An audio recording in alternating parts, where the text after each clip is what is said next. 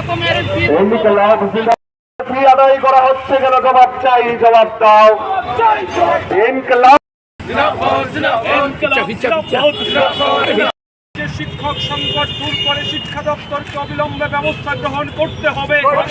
আমরা ভারতের ছাত্র ফেডারেশন এবং উপজাতি ছাত্র ইউনিয়ন দুই সংগঠন আগরতলা শহরের রাজপথে বিক্ষোভ মিছিল সংগঠিত করতে যাচ্ছি, কারণ আমাদের রাজ্যের মধ্যে বিজেপি নেতৃত্বাধীন সরকার তারা স্কুল বন্ধ করে দেওয়ার চেষ্টা করছে।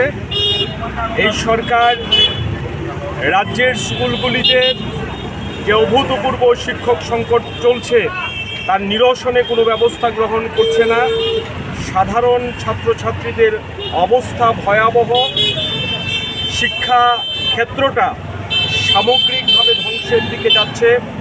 এই রাজ্যের শিক্ষা প্রতিষ্ঠানে স্কুলের মধ্যে এখন পড়াশোনার বদলে কীর্তন সংস্কৃতিকে আমদানি করার চেষ্টা চলছে। রাজ্যের শিক্ষা ব্যবস্থা সামগ্রিকভাবে ভেঙে পড়েছে, সেটা স্কুল শিক্ষা ব্যবস্থা হোক কিংবা কলেজের শিক্ষা ব্যবস্থা।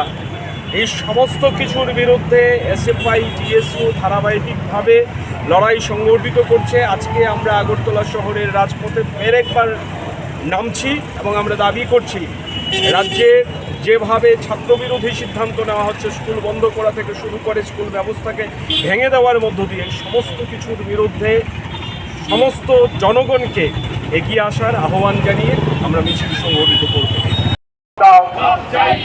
ইনকলাব জিন্দাবাদ।